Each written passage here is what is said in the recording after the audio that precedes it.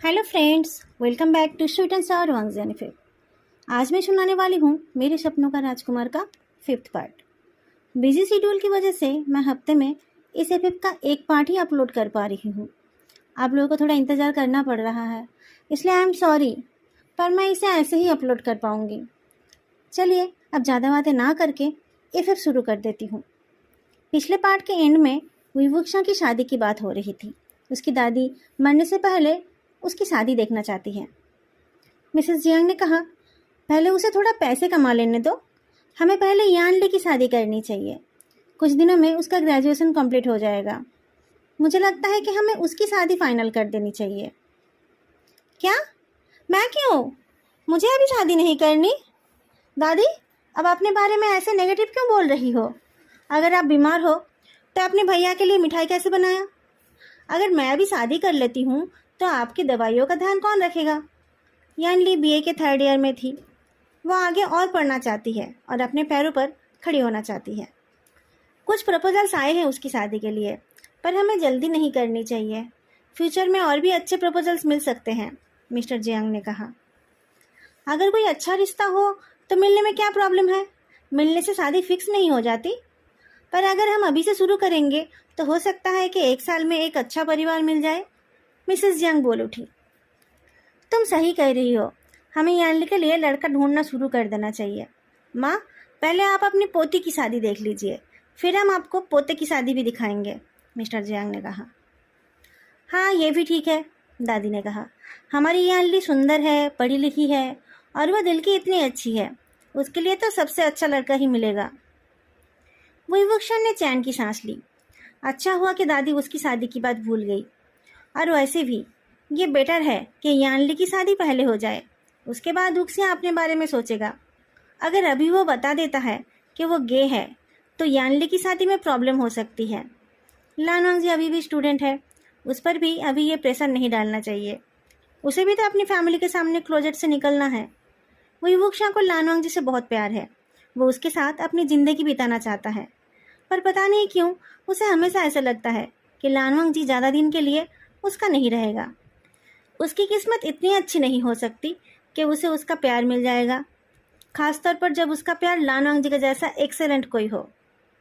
रात को खाना खाकर जब विवुक्षा अपने रूम में गया तब उसने सबसे पहले अपने रूम के डोर को अंदर से लॉक कर लिया। दिन भर लानवांग जी ने उसे बहुत बार मैसेज किया है, उसने भी रिप्लाई किया है, पर उसमें उन लोगों ने ज़्यादा कुछ पर्सनल बातें नहीं की है। अभी जब वो कुछ दिन घर में रहने वाला है तब उन दोनों को इस बात का ध्यान रखना है, वो लोग कभी भी कुछ भी बातें नहीं कर सकते। पर्सनल बातें वो लोग अब बस रात को सोते टाइम ही करेंगे। एक बार रिंग होते ही लानवांग जी ने कॉल रिसीव कर लिया और पहले बहुत नॉर्मल वॉइस में हेलो कहा, और फिर जब वो श्योर हो गया कि विवुक्षा अपने बेडरूम में है और उसके साथ कोई और नहीं है, तब वो अपने फॉर्म में आ गया। वोइंग डार्लिंग, मैंने तुम्हें दिन भर बहुत मिस किया। कल इस वक्त तुम मेरी बाहों में थे, हम दोनों की बॉडी एक दूसरे में मिली हुई थी, लानवांग जी ने सिडक्टिव वॉइस में कहा। उसकी वॉइस सुनकर विवुक्षा की बॉडी कांप उठी। जब से वो जॉब करने बी सिटी गया है तब से उसके साथ ऐसा ही हो रहा है। फ़ोन पर लानवांग जी की वॉइस सुनते ही उसकी बॉडी रिएक्ट करती है और वो लानवांग जी को पाने के लिए पागल हो जाता है। पिछले 3 महीने में उसके अंदर जो चाहत जमा हुई थी, कल लानवांग जी ने उसे सेटिस्फाई कर दी है, पर एक दिन में ही वो फिर से लानवांग जी को मिस करने लगा है। पता नहीं कब ऐसा होगा कि उसे लानवांग जी को मिस करना नहीं पड़ेगा। रात को सोते टाइम भी वो उसके पास रहेगा और नींद से जागकर भी उसे लानवांग जी का सुंदर चेहरा दिखेगा। मैं भी तुम्हें बहुत मिस कर रहा हूँ, विवुक्षा ने कहा। वोइंग, एक बात कहूँ? लानवांग जी ने पूछा। तुम नाराज मत होना प्लीज़। कहो, विवुक्षा ने कहा। तुम ना बहुत ज़्यादा सेक्सी हो, तुम्हारी बॉडी बार बार मेरी आंखों के सामने आ रही है। तुम देखने में भी डिलीशियस हो और टेस्ट में भी। मैं ना हर रात तुम्हें खाना चाहता हूँ, लानवांग जी ने कहा। तुम हर रात मुझे खाना चाहते हो? विवुक्षण ने पूछा। हर रात। इतने दिनों तक मैंने अपने आप को संभाल कर रखा था, अब मुझसे और रहा नहीं जा रहा है। मन हो रहा है कि मैं अभी तुम्हारे पास आ जाऊं और तुम्हारी पूरी बॉडी को। लानवांग जी बताने लगा कि वो विवुक्षण के साथ क्या क्या करना चाहता है। वो जो जो चीज़ें करना चाहता था, एक दिन में वो सब कुछ कर पाना मुश्किल था। और ऊपर से एक दो राउंड में ही विवुक्षा की हालत ख़राब हो गई थी। इसलिए बाकी पूरा दिन लानवांग जी ने बस उसकी केयर ही की थी। लानवांग जी से बात करके जब विवुक्षा सोने की कोशिश करने लगा, तब उसका चेहरा लाल हो चुका था और बॉडी गर्म। उसे आज दिन भर ही पिछले दिन की याद आ रही थी। लानवांग जी ने उसके साथ जो जो किया था, विवुक्षा उन्हें फिर से याद करने लगा। लानवांग जी को उसने इससे पहले कई बार कपड़े बदलते हुए देखा था और लानवांग जी ने इससे पहले बहुत बार उसकी अपर बॉडी को टच भी किया था, पर उसने कल से पहले कभी लानवांग जी की बॉडी को ऐसे टच नहीं किया था। लानवांग जी की स्मूथ बॉडी और गोरे स्किन को छूकर विवुक्षा पागल हो रहा था।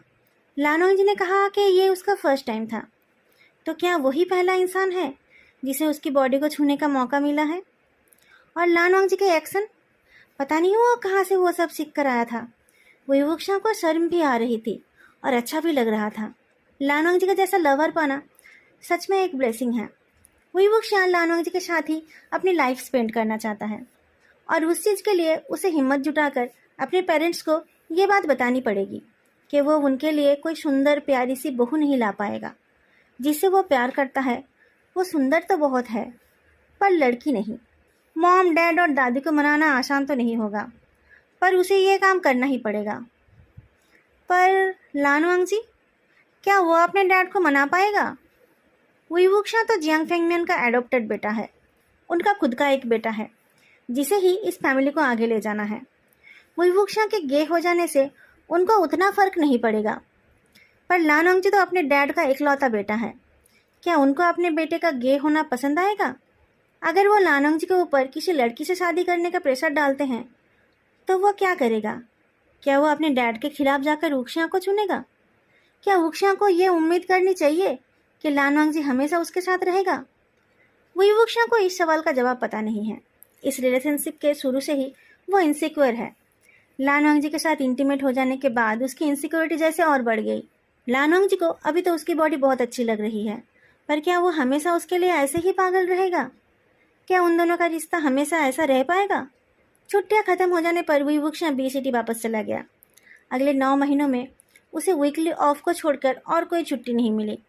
लानवांग जी के मास्टर्स का भी ये फाइनल ईयर है, इसलिए वो भी उससे मिलने बी सिटी नहीं जा पाया।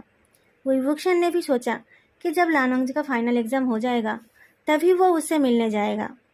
फाइनल एग्ज़ाम के साथ साथ लानवांग जी तो आगे की प्लानिंग में भी बिजी रहा। उसने बी सिटी के यूनिवर्सिटीज़ में पीएचडी के बारे में इन्फॉर्मेशन लिया और उसे किस तरीके का जॉब मिल सकता है उस बारे में भी उसने इन्फॉर्मेशन कलेक्ट की। विवुक्षा ने इस बीच उसे बहुत मिस किया। उसे अपने घर वालों की भी बहुत याद आई।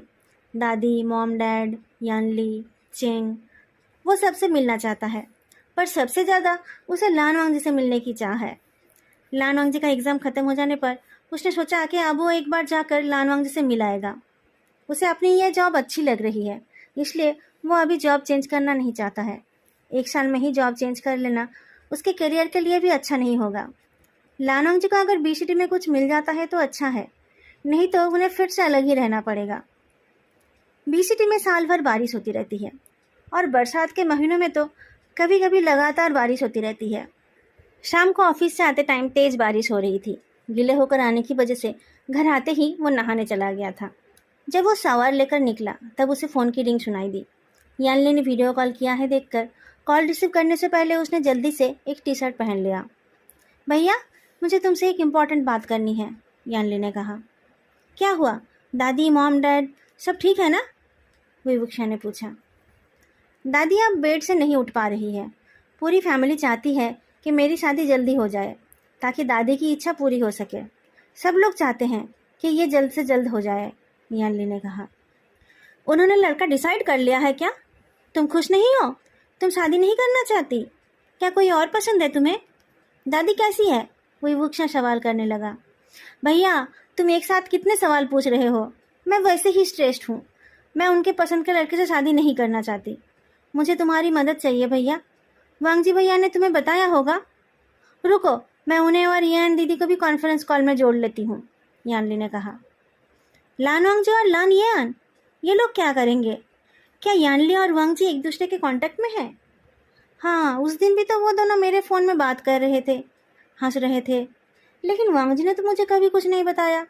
उसने तो बस एक दिन ये पूछा था कि क्यों यानली का सरनेम जियांग है और मेरा सरनेम वही। भैया, मैं पढ़ना चाहती हूँ, अपना करियर बनाना चाहती हूँ। बाबा ने एक बिजनेसमैन ढूंढा है जिसे सिर्फ एक हाउसवाइफ चाहिए।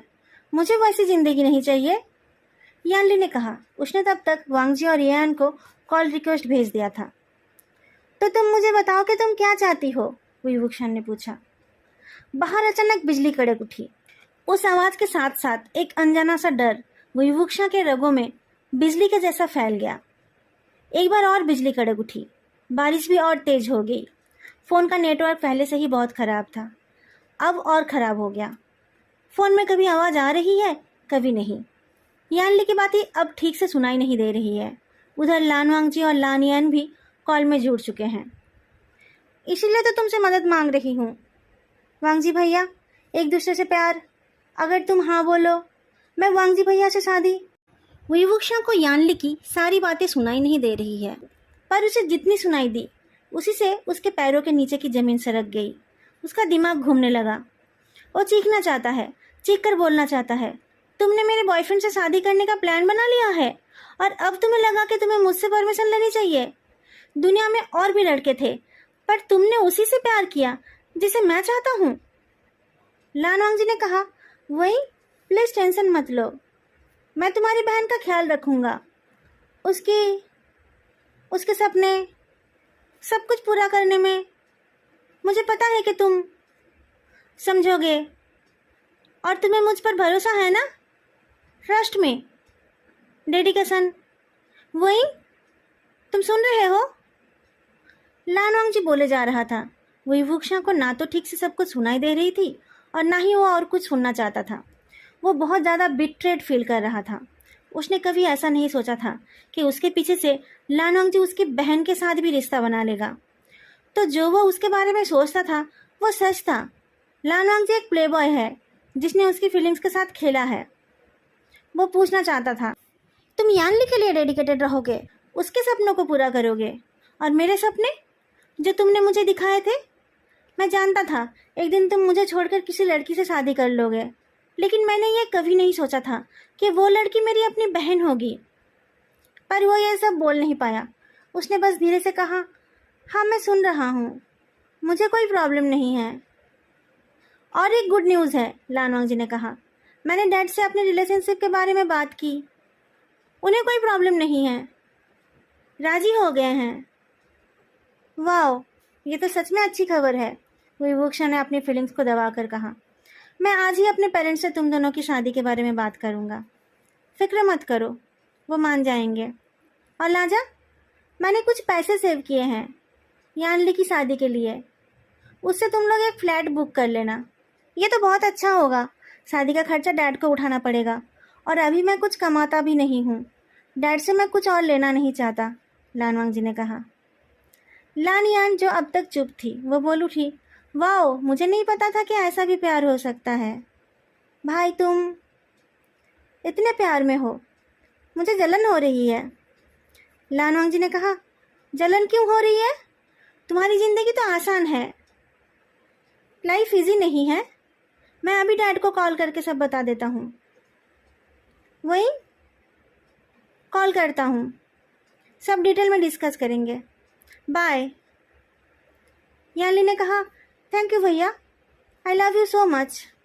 विभूषण ने चुपचाप कॉल डिस्कनेक्ट कर दिया और फिर वो फूट फूट कर रोने लगा। यानली उससे बस 2 साल की छोटी है। बचपन में वो दोनों खिलौने के लिए लड़ा करते थे। मॉम की गोद और डैड के कंधे के लिए लड़ा करते थे। दादी के दुलार और उनकी बनाई मिठाइयों को लेकर भी वो लोग लड़ते थे। गलती करके कौन डांट खाएगा, इस बात पर भी बहुत बार लड़े हैं। बचपन में दोनों को हमेशा एक ही चीज़ चाहिए होती थी, पर विभूषण ने यह कभी भी नहीं सोचा था कि एक दिन वो दोनों को एक ही लड़के का प्यार चाहिए होगा। पर अब विभूषण बच्चा नहीं है, अब वो अपनी बहन से लड़ेगा नहीं। अगर यानली को वांग जी पसंद है तो वो चुपचाप बिना किसी शिकायत के उसे अपना प्यार दे देगा। जियांग फैमिली का कर्ज वो कभी भी उतार नहीं सकता, पर इतना तो वो अपनी बहन के लिए कर ही सकता है। दुख तो उसे बस इस बात का है कि वांग जी को भी यानली से शादी करनी है। वांग जी एक दिन उसे छोड़ देगा और किसी और से शादी कर लेगा, ये तो उसे पता ही था। पर वो उसकी अपनी बहन होगी ये उसने कभी नहीं सोचा था। उसे सोचना चाहिए था। एयरपोर्ट में जब वो दोनों पहली बार मिले थे तब भी उनकी बातें ख़त्म नहीं हो रही थी, और जब वो होटल में नहा रहा था तब भी वो दोनों बातें किए जा रहे थे। पर अगर वांग जी को यानली से शादी करनी थी तो उसने उसके साथ सेक्स क्यों किया? क्यों वो हर रात उसके साथ सेक्सुअल बातें करता है? पिछली रात भी तो वो अपनी बातों से उसे सिड्यूस कर रहा था। युवक्षा को डिनर का मन नहीं था। उसने कहा था कि वो मॉम डैड से वांग जी और यानली की शादी की बात करेगा, पर वो कैसे ये कर पाएगा? उसका दिल इतना बड़ा नहीं है। वो लान वांग जी को चाहता है। लान वांग जी उसकी ज़िंदगी है। उसे पता है कि वो उसे मिल नहीं सकता, पर वो खुद कैसे उसे किसी और के हवाले कर देगा? इंस्टेंट कप नूडल्स का कप लेकर वो बालकनी में जाकर खड़ा हो गया। बारिश रुक गई है और आसमान साफ हो गया है। बाहर ठंडी हवा चल रही है। उस ठंडी हवा से वो अपने दिमाग को ठंडा करने की कोशिश कर रहा है। पता नहीं वो कैसे अपने पेरेंट्स को कॉल करेगा। उसने कॉल नहीं किया, उसके डैड ने ही उसे कॉल कर लिया। मिस्टर जियांग ने पहले उससे पूछा कि उसने डिनर किया है कि नहीं। अपने हाथ के ठंडे नूडल्स को देखते हुए वो युवक्षण ने उन्हें बताया कि उसने डिनर कर लिया है। उसके बाद मिस्टर जियांग ने बताया कि दादी की तबीयत ठीक नहीं है, वो बेड से उठ नहीं पा रही है। उन लोगों ने यानली के लिए एक लड़का चुना है। लड़के वालों को भी यानली पसंद है। 1-2 दिन में वो लोग फाइनल बातें भी कर लेंगे और शादी का डेट फिक्स कर लेंगे। वो लोग देर नहीं करना चाहते हैं। दादी की तबीयत ज़्यादा खराब होने से पहले ही वो यानली की शादी करा देना चाहते हैं। यानली की शादी में वुक्शिया को भी छुट्टी लेकर जाना पड़ेगा। डैड, मेरे पास यानली के लिए एक और रिश्ता है, वुक्शिया ने कहा। आपको मेरा क्लासमेट लान वांग जी याद है? मेरी फ्रेंड लान येन का जुड़वा भाई। अभी तो वो जॉब नहीं कर रहा है, पर डैड वो यूनिवर्सिटी टॉपर है और उसकी फैमिली भी अच्छी है। वो यानली से शादी करना चाहता है। लान वांग जी, मिस्टर जियांग ने पूछा, जो लड़का तुम्हें एयरपोर्ट छोड़ने आया था, क्या वो अभी भी पढ़ रहा है? उसने मास्टर्स का फाइनल एग्ज़ाम दिया है। उसे पीएचडी करने का मन है। उसका फ्यूचर बहुत ब्राइट है डैड। आगे चलकर वो बहुत अच्छा कुछ करेगा। और डैड, यानली को भी वो बहुत पसंद है। पर मिस्टर जियांग ने हेजिटेट किया। डैड, पहले आप एक बार उससे और उसके डैड से मिल लीजिए, फिर डिसाइड कीजिए, विभूषण ने कहा। ठीक है, मैं सोच कर देखता हूँ और तुम्हारी मॉम से भी बात करके देखता हूँ, मिस्टर जियांग ने कहा। लान वांग जी के नाम से मिसेस जियांग भी थोड़ी सोच में पड़ गई। लड़का तो डेफिनेटली अच्छा है, पर मुश्किल ये है कि वो अभी तक कुछ कमाता नहीं है। पर वो पीएचडी करने लगेगा तो उसे स्कॉलरशिप मिलने लगेगा। मिस्टर और मिसेस जियांग ने कुछ डिसाइड करने से पहले एक बार उससे और उसके घर वालों से मिलने का फैसला लिया। लान वांग जी ने देर नहीं की। ग्रीन सिग्नल मिलते ही वो अपने डैड को साथ लेकर वुक्शिया के पेरेंट्स से मिलने चला गया। उन लोगों में क्या बातें हुई वुक्शिया को पता नहीं चला। लान वांग जी का खुद का चार्म तो है ही, साथ में उसके डैड भी है। जियांग फेंगमियान ने देर नहीं की। नेक्स्ट दिन ही वो अपने 2 रिश्तेदारों को लेकर लान वांग जी के घर पहुंच गए और एकदम शादी का डेट फाइनल करके ही घर आए। यानली की शादी की तारीख 10 दिन बाद की फिक्स हुई। अपनी बहन और अपने लवर, या यूं कहना चाहिए कि एक्स लवर, इन दोनों की शादी अटेंड करने के लिए वुक्शिया ने 7 दिन की छुट्टी ली। उसने किसी को अपनी फ़्लाइट के बारे में नहीं बताया और वो एयरपोर्ट से सीधा घर चला गया। लान वांग जी को शादी में कोई तामझाम नहीं चाहिए। वो एक सिंपल शादी चाहता है। यानली भी उससे सहमत है और ज़्यादा कुछ अरेंज करने का टाइम भी नहीं है। दादी को कुछ हो जाने से पहले सब उनकी आखिरी ख्वाहिश को पूरी करना चाहते हैं। उस दिन के कॉन्फ्रेंस कॉल के बाद से वुक्शिया ने लान वांग जी से प्रॉपरली बात नहीं की। लान वांग जी ने उसे रोज़ कॉल किया, पर वुक्शिया ने हर बार उसका कॉल नहीं उठाया, और जब उसने उठाया भी तब भी ज़्यादा बातें नहीं की। वो काम का बहाना बना देता था। वो बोलता था कि शादी में छुट्टी लेने से पहले उसे बहुत सारा काम कंप्लीट करना है। लान वांग जी उसे ज़्यादा परेशान नहीं करता था। उसे भी तो शादी की तैयारी करनी थी। लान येन ने भी उसे 1-2 बार कॉल किया, पर वुक्शिया ने उसके कॉल्स रिसीव नहीं किए। बस I am busy, I will call you later वाला मैसेज भेज दिया। 10 दिन में एक ट्रेडिशनल शादी की तैयारी करना आसान नहीं है। चेंग अभी बहुत छोटा है। वो बहुत ज़्यादा कुछ जिम्मेदारी नहीं उठा सकता। घर पहुंचते ही वुक्शिया अपने डैड के साथ मिलकर शादी की तैयारी में जुट गया। इस घर में इस जनरेशन की ये पहली शादी है।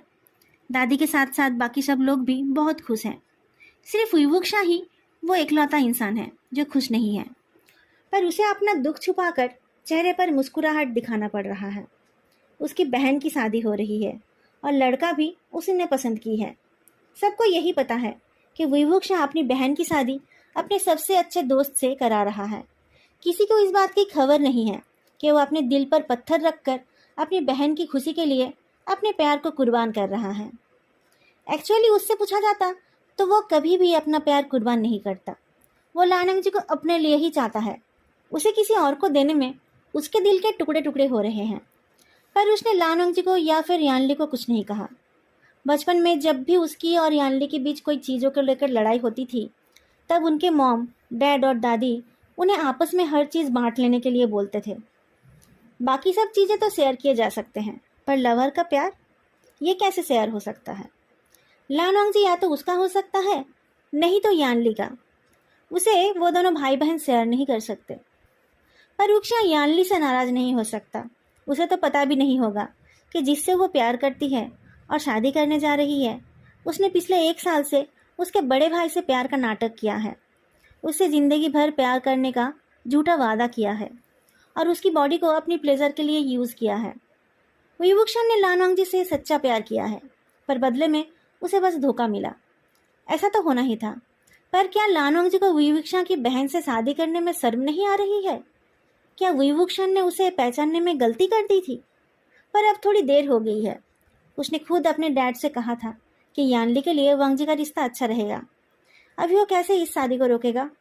वो कैसे किसी को बताएगा कि वांग जी के साथ उसका क्या रिश्ता था? वो ये नहीं कर पाएगा। वो किसी को नहीं बता पाएगा कि उसकी बहन के होने वाले पति के साथ वो खुद सो चुका है। लानोंग जी को वो ज़्यादा दिनों तक खुद से बांध के नहीं रख पाएगा, ये तो वुक्षा जानता ही था। शायद उसके साथ सोने के बाद लानोंग जी का मन भर गया है, या फिर उसके लिए विवुक्षा सिर्फ एक खिलौना था। यानली के साथ उसका कब से और कितना रिश्ता है, विवुक्षा को नहीं पता। वो तो दूर बी सिटी में था। इस बीच लानोंग जी और जियांग यानली का रिश्ता कहाँ तक गया है, ये उसे कैसे पता चल पाता? शायद वो दोनों पहले ही इंटीमेट हो चुके हैं। लानोंग जी के लिए उनके घर के आसपास कहीं आना और यानली के लिए क्लास बंक करके उससे मिलना इम्पॉसिबल नहीं था। विवुक्षा के दिमाग ने कुछ इमेजिन किया। उसकी बहन उसके लवर के सीने से लगी हुई है। उसने एक झटका देकर उस इमेज को अपने दिमाग से हटा दिया। ऑफ कोर्स लानोंग जी को उससे उसकी बहन ज़्यादा अट्रैक्टिव लगी होगी, और अगर उसने यानली की वर्जिनिटी ले ली है तो उसे उससे शादी करनी ही चाहिए, और वो तो यानली से शादी करने के लिए राजी हो गया है। इसका मतलब वो सच में उसके साथ रहना चाहता है। वो युवक्षा अपनी बहन के लिए खुशियों की दुआ करता है, पर लानोंग जी के लिए। वो युवक्षा ने एक गहरी सांस ली। वो लानोंग जी को कोई बद्दुआ नहीं दे सकता। वो सिर्फ उसका होने वाला बहनों ही नहीं है, वो उसका प्यार है, उसकी जान है। वो धोखेबाज है, पर विवुक्षा उससे नफरत नहीं कर पा रहा है। शादी की तैयारियों के दौरान मिसेस जियांग विवुक्षा से ही लानोंग जी के लाइक्स और डिसलाइक्स के बारे में पूछती रही।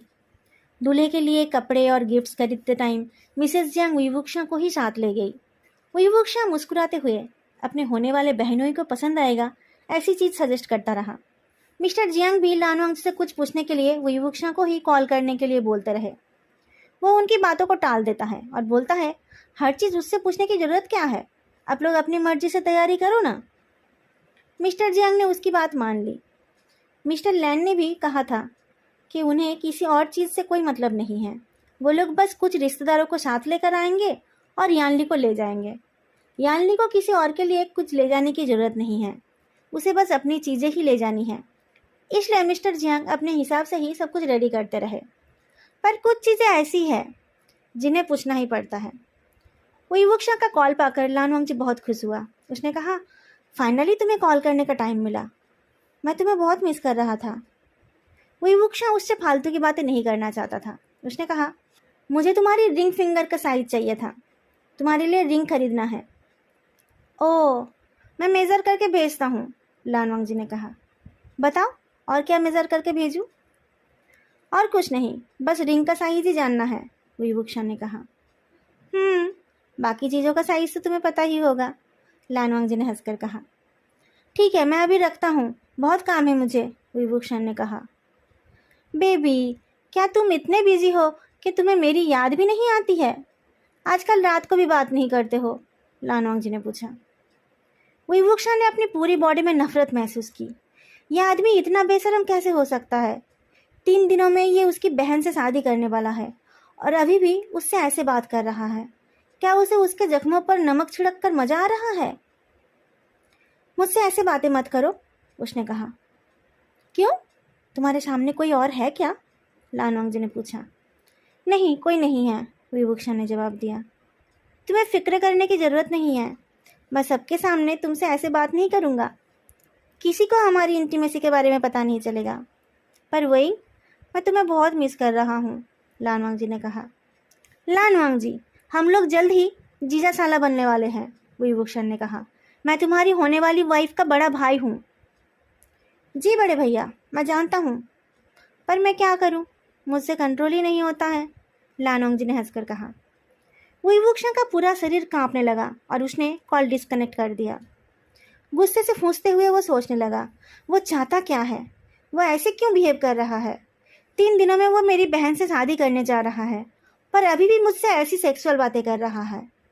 थोड़ी देर में यानली विभूषण के रूम में आई तो उसे परेशान देखकर बोल उठी, भैया तुम परेशान लग रहे हो, क्या सब ठीक है?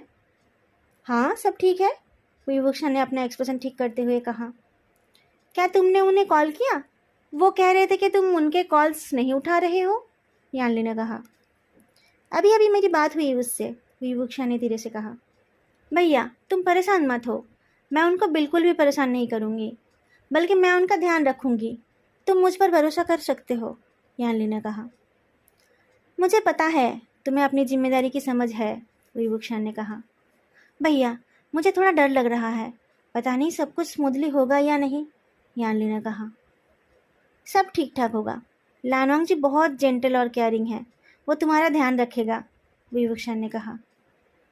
भैया मेरी स्टडीज़ के खर्चे, यानली ने हेजिटेट किया। मैं संभाल लूँगा, तुम बस मुझे बताना कि कितने पैसे चाहिए, विभूषण ने कहा।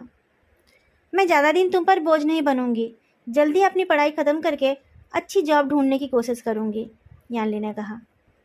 उसकी चिंता मत करो, तुम्हारा भाई काफ़ी कमा रहा है और वांग जी का फ्यूचर भी बहुत ब्राइट है, विभूषण ने कहा।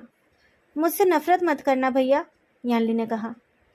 मैं तुमसे नफरत क्यों करूँगा, विभूषण ने मुस्कुराकर कहा। तुम मेरी प्यारी बहन हो, तुम्हारे लिए तो मैं। उक्षिया, यानली, कहाँ हो तुम दोनों? जल्दी आओ, मिस्टर जियांग ने जोर से आवाज़ लगाया। दोनों भाई बहन तुरंत उनके पास चले गए। डेकोरेटर वाले आए थे डेकोरेशंस और सीटिंग फाइनलाइज करने। विभूषण को बहुत हैरानी हुई जब उसने देखा कि यानली को ना तो डेकोरेशंस में कोई इंटरेस्ट है और ना ही मेनू में। उसने उन सब का डिसीजन अपने घर वालों पर ही छोड़ दिया। उसे अपने पसंद का पति मिल रहा है, उसे तो बहुत खुश दिखना चाहिए। उसकी उम्र के लड़कियों को तो अपनी शादी को लेकर बहुत अरमान रहते हैं, पर यानली ने कहा कि जो सबको ठीक लगेगा उसी से वो खुश है। उसे तो गहने और कपड़ों से भी कोई लेना देना नहीं है। विभूषण ने देखा कि उसके सामान में ज़्यादातर उसकी बुक्स और स्टडी मटेरियल्स की है, जैसे कि वो किसी यूनिवर्सिटी हॉस्टल जा रही हो, और जैसे ही उसे थोड़ा वक्त मिलता वो अपने फ़ोन में घुसी रहती। शायद वो लानवांग जी से चैट करती है। कभी कभी उसका चेहरा कैसे खिल उठता है, शायद वांग जी उससे कुछ मीठी बातें करता है। वो युक्षा बहुत जलन महसूस करता है, पर यह तो उसी की गलती है। उसे लानवांग जी से ज़्यादा कुछ उम्मीद नहीं करनी चाहिए थी। अपनी जलन और अपने दर्द को छुपाकर वो मेहमानदारी में लग गया। जियांग फिंगमियन के कोई सिबलिंग्स नहीं थे, लेकिन उनके कजिन्स थे। सारे चाचा चाची बुआ अपने बच्चों के साथ आए थे। मिसेस जियांग के साइड से भी काफ़ी लोग आए थे। सब बोल रहे थे कि बहन की शादी होने के बाद उक्षिया की बारी आएगी। वो लोग उससे मजाक करके पूछ भी रहे थे कि उसने अपने लिए किसी को पसंद करके रखा है या नहीं। उसने सबको बताया कि उसकी लाइफ में ऐसा कोई नहीं है और उसे शादी करने की जल्दी नहीं है। पहले यानली अपनी लाइफ में सेटल हो जाए और वो मामा बन जाए, उसके बाद वो अपने बारे में सोचेगा। तब तक चेन भी बड़ा हो जाएगा तो उसे उसकी भी जिम्मेदारी लेनी है।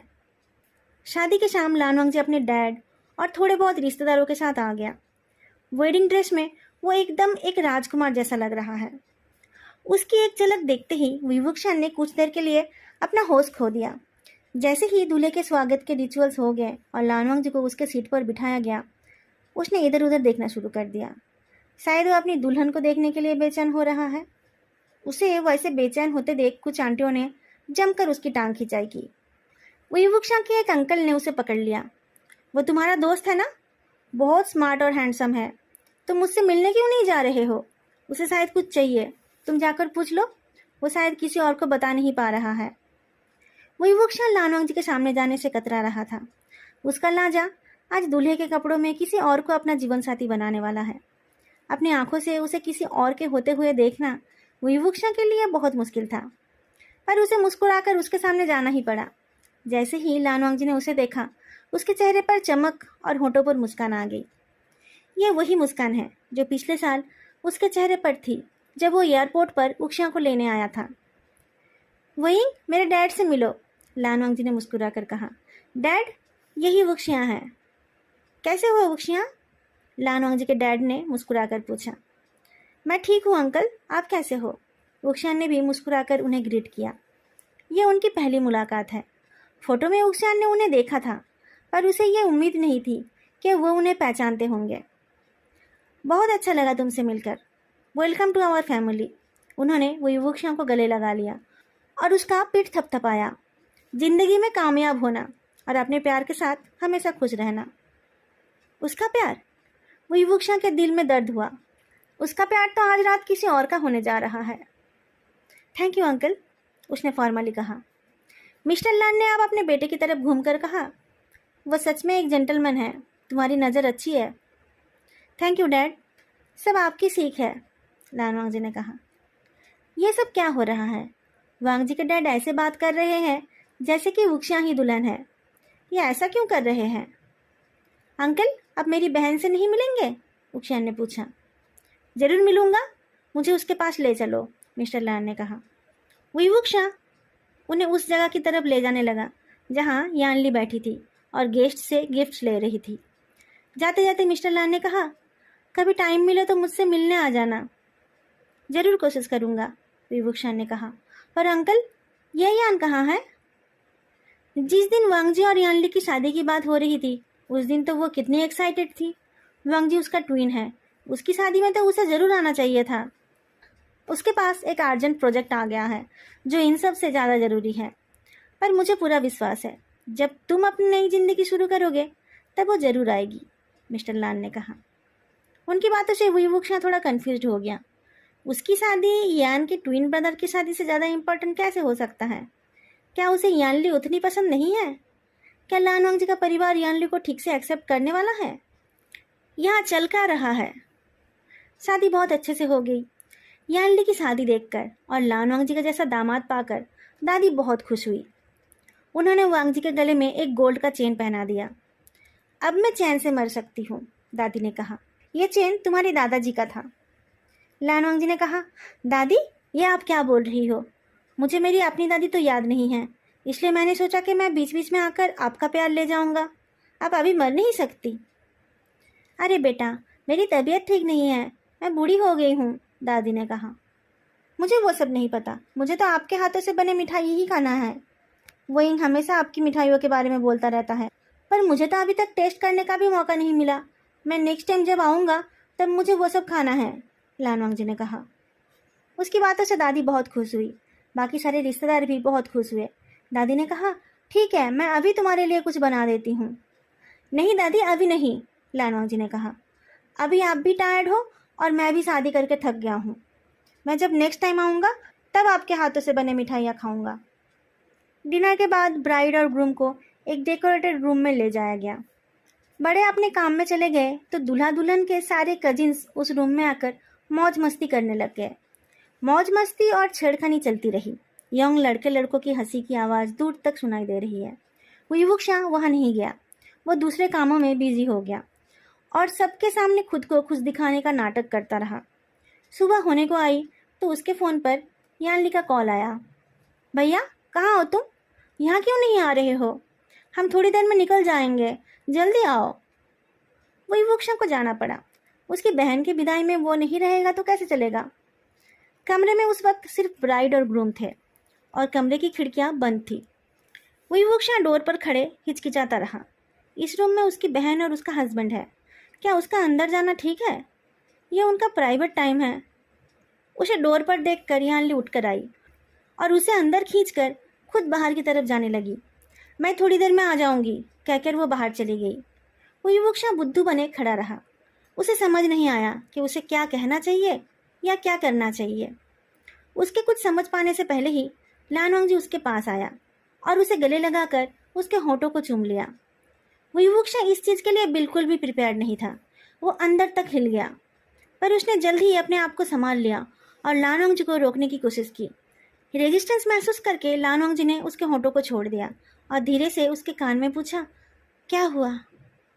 वो युवक्षा ने गुस्से में कहा, तुम ये क्या कर रहे हो? लानवांगजी ने अभी भी वो युवक्षा को टाइटली अपनी बाहों में पकड़ रखा है। उसने मुस्कुराकर वो युवक्षा की गर्दन को सूंघते हुए कहा, मैं अपने बॉयफ्रेंड को प्यार कर रहा हूँ। पर तुमने फिर से स्मोकिंग क्यों शुरू कर दी है? तुम मेरे साथ ये सब क्यों कर रहे हो? वो युवक्षा ने वीक वॉइस में पूछा। क्योंकि मेरा दिल तुम्हारे लिए बेचैन हो रहा है। वहीं मैंने तुम्हें बहुत मिस किया है बेबी, बहुत ज़्यादा। क्या तुमने मुझे मिस नहीं किया? इतने महीने बाद हम मिले हैं और तुम ऐसे बिहेव कर रहे हो। अपने दीवाने पर थोड़ा तो रहम कर लो। खैर लानवांगजी ने युवक्षा की गर्दन, नेप और कॉलर बोन पर छोटी छोटी किसेस देना शुरू किया। युवक्षा जोर लगाकर उसके हाथों से छूटने की कोशिश की। तुमने मेरी बहन से शादी की है। तुम फिक्र मत करो, कोई नहीं आएगा। यानली बाहर खड़ी है, लानवांगजी ने कहा। उसकी गर्म सांसों से वो युवक्षा की स्किन जल रही थी और उसके बेशर्मी से उसका दिल उसके लिए ये अनबियरेबल होने लगा। उसने पूछा, तुम मुझसे चाहते क्या हो? बेबी, तुम हमेशा ऐसे क्यों करते रहते हो? तुम जानते हो ना, मैं तुमसे कुछ और नहीं चाहता, बस तुम्हें चाहता हूँ। एक बार ठीक से किस करने दो, मैं तुम्हारे होठों के लिए तरस गया हूँ। उसने फिर से विवुक्षा के होठों को अपने होठों में ले लिया और इस बार उसने अच्छे से किस किया। वो विवुक्षा के होठों को, उसके माउथ के अंदर को देर तक अच्छे से महसूस करता रहा। साथ ही उसके हाथ विवुक्षा के पीठ पर घूमते रहे। विवुक्षा की बॉडी उसके दिल की तरह कमज़ोर हो गई। वो लानवांगजी को रोक नहीं पाया। ये ठीक नहीं है, उसके दिमाग ने उससे कहा। मुझे फिर कभी लानवांगजी के पास नहीं आना चाहिए। लानवांगजी बेशरम बेहया है। कुछ देर पहले उसने मेरी बहन से शादी की। अभी उनकी विदाई होने वाली है और वो अपनी बीवी के भाई को छू रहा है, उसे किस कर रहा है। क्या ये हम दोनों के साथ रिश्ता बनाकर रखना चाहता है? यानली के साथ भी और मेरे साथ भी? क्या इसीलिए उसने मेरी बहन से शादी की? मैंने कभी नहीं सोचा था कि ये इतना गिरा हुआ हो सकता है। मैं इसे ऐसा करने नहीं दूंगा। जब लानवांगजी ने उसके होठों को रिलीज किया तब उसने पूछा, अब खुश हो? हाँ, मुझे पता है अभी हम और कुछ नहीं कर सकते, पर प्लीज़ जितनी जल्दी हो सके मुझसे मिलने आना। मुझे तो अभी कुछ साल और इस सिटी में ही रहना पड़ेगा। तुम्हें ही मेरे पास आना पड़ेगा। मैं अपना फ्लैट और अपना बेडरूम तुम्हारे पसंद से रेडी करके रखूँगा। तुम बेड पसंद कर देना, मैं तुम्हारे पसंद का बेड ही खरीदूँगा। मेरे पसंद का? विवुक्षा अपनी बातें पूरी नहीं कर पाया। उससे पहले ही बाहर से कुछ आवाज़ें आई और दरवाजे पर 3 बार नॉक हुआ। लानवांगजी ने जल्दी से उसे एक जगह पर बिठा दिया और खुद उससे थोड़ी दूर जाकर बैठ गया। यानली अपनी मॉम और कुछ और लेडीज़ के साथ अंदर आई। उनके हाथ में चाय और स्नैक्स थे। मॉम ने विवुक्षा के चेहरे को देखा और पूछा, रात को तुमने आराम क्यों नहीं किया? बहुत थके हुए लग रहे हो। विवुक्षा ने यानली की तरफ देखा, जो एक ब्राइट नॉटी मुस्कान के साथ लानवांगजी की तरफ देख रही है। लानवांगजी के चेहरे पर भी मुस्कान है। उसने सर को थोड़ा हिलाकर यानली को एश्योरेंस दिया। दोनों कितने खुश लग रहे हैं। कोई सोच भी नहीं सकता कि 1 मिनट पहले ये मासूम सा दिखने वाला आदमी अपनी वाइफ के भाई को किस कर रहा था। एक बार ये मुसीबत विदा हो जाए, मैं उसके बाद ही आराम करूँगा। इसके जाने के बाद ही मैं सुकून से सो पाऊँगा, विवुक्षा ने कहा। क्या? तुमने मुझे मुसीबत कहा? यानली चीख उठी। तो और क्या कहूँ, विवुक्षा ने कहा। अच्छा हुआ कि तुम्हारी शादी जल्दी हो गई। अब मॉम बस मुझसे ही प्यार करेगी। देखो मॉम, अभी मैं गई भी नहीं और भैया ऐसे बोल रहा है, यानली ने कहा। उन दोनों की लड़ाई देखकर मिसेस जियांग और उनके साथ के लेडीज हंसने लगे। मिसेस जियांग ने कहा, वो भी तो कल चला जाएगा। इनके बातों के बीच जियांग चेंग आ गया था। उसने मुस्कुराकर कहा, फाइनली मुझे मॉम, डैड और दादी का पूरा प्यार मिलने वाला है। घर में अब हर वक्त यानली यानली, उक्ष्या उक्ष्या सुनना नहीं पड़ेगा। ऐसा नहीं होगा बच्चों, यानली ने कहा। सबको हर काम में मेरी ही याद आने वाली है, क्योंकि मैं ही सब कुछ करती थी। तो क्या हुआ, तुम्हें याद करने से तुम वो सब करने थोड़ी ना आ जाओगी, जियांग जिंग ने पूछा। नहीं आऊँगी, यानली ने मुस्कुराकर कहा। अब से तुम्हें ही सब कुछ करना पड़ेगा, फिर देखना तुम्हें ही सबसे पहले मेरी याद आएगी। विदाई के वक्त सब लोग इमोशनल हो गए और रोना शुरू कर दिया। यानली, जो इतनी देर से इतनी खुश दिख रही थी, वो भी आंसू बहाने लग गई। बड़े बुजुर्गों ने उन्हें आशीर्वाद दिया और उनकी शादीशुदा जिंदगी के लिए कुछ नसीहत भी दी। सबने लानवांग से कहा कि वो यानली का ध्यान रखे। हर बार उसने सिर हिलाकर हाँ कहा। तभी अचानक विवुक्षा के दिमाग में एक अजीब सी सोच आई। लानवांग के इरादों को सोचकर वो घबरा गया। अपनी शादी की थोड़ी देर बाद लानवांग छुपके से उसके साथ वो सब कर रहा था। क्या पता उसके और भी सीक्रेट बॉयफ्रेंड्स गर्लफ्रेंड्स हो। उससे यानली की शादी कराकर कहीं वुक्शियान ने कोई गलती तो नहीं कर दी। किसी और को लानवांग का ये साइड पता नहीं है, पर उसे तो पता है उसने कैसे अपनी बहन के साथ ऐसा कर दिया। अपने दिल के टूटने के दर्द की वजह से वो अपनी बहन के बारे में सोचना भूल गया था। अगर वांग जी उसे धोखा देता रहा तो यानली कैसे उस चीज़ को हैंडल करेगी। और अगर उसे बाद में पता चले कि उसके बड़े भाई के साथ उसके हस्बैंड का ऐसा कोई रिश्ता था तो उसे कैसा लगेगा। शायद इस शादी के लिए हाँ बोलने से पहले उसे यानली को उसके और वांग जी के रिश्ते के बारे में बता देना चाहिए था, पर अब देर हो चुकी है। अभी वो सब बताना मतलब यानली के खुशी के साथ खिलवाड़ करना। वो यानली के पास गया और प्यार से बोलने लगा, यानली मेरी बात सुनो, अगर वो तुम्हारे साथ कुछ भी गलत करता है तो तुम तुरंत मुझे कॉल करना। कोई भी कैसी भी बात हो, तुम बेझिझक सबसे पहले मुझे वो बात बताना। मैं हमेशा तुम्हारा साथ दूंगा। और लानवांग जी, तुम एक बात हमेशा याद रखना, यानली मेरी प्यारी बहन है। अगर तुमने ठीक से उसका ध्यान नहीं रखा तो मैं तुम्हें नहीं छोड़ूंगा। विवुक्षा की वार्निंग टोन सुनकर लानवांग जी थोड़ा चौंक गया। उसने जल्दी से कहा, तुम्हारी बहन तो मेरी भी बहन है, ट्रस्ट मी, मैं उसका अच्छे से ख्याल रखूंगा। लानवांग जी की बात सुनकर वहां मौजूद सब जोर से हंसने लगे और उदासी भरा माहौल एक पल में हल्का हो गया। एक भाभी ने कहा, यानली तुम्हारी बहन नहीं है। लानवांग जी को अपनी गलती समझ आई तो वो थोड़ा शर्मा गया। उसने जल्दी से कहा, मेरे कहने का वो मतलब नहीं था। और फिर उसने विवुक्षा की तरफ देखकर मुस्कुरा दिया। दोस्तों, आज का ये पार्ट यहीं पर ख़त्म होती है, पर विदा लेने से पहले मैं एक और टॉपिक पर बात करना चाहती हूँ। जैसे कि आप सबको पता है कि मेरी बेटी क्लास 12th की स्टूडेंट है। नेक्स्ट ईयर वो 12th का बोर्ड एग्ज़ाम देगी। 11th क्लास के समर वैकेशन में भी उसे कुछ सर्वे करनी पड़ी थी। इस बार के समर वैकेशन में भी उसे कुछ सर्वे करना है। इन सर्वे में पार्टिसिपेट करने वाले की आइडेंटिटी किसी को पता नहीं चलेगी, उसका भी नहीं। तो अगर आप लोगों के पास थोड़ा सा टाइम है तो आप लोग प्लीज़ उसके सर्वे में पार्टिसिपेट कीजिए। सर्वे के लिंक्स डिस्क्रिप्शन बॉक्स में भी है और मेरे पोस्ट्स में भी है। Thank you in advance. Fan fiction का आज का पार्ट आप लोगों को कैसे लगा बताना मत भूलना। आज के लिए इतना ही, फिर मिलेंगे अगले वीडियो में। तब तक के लिए बाय।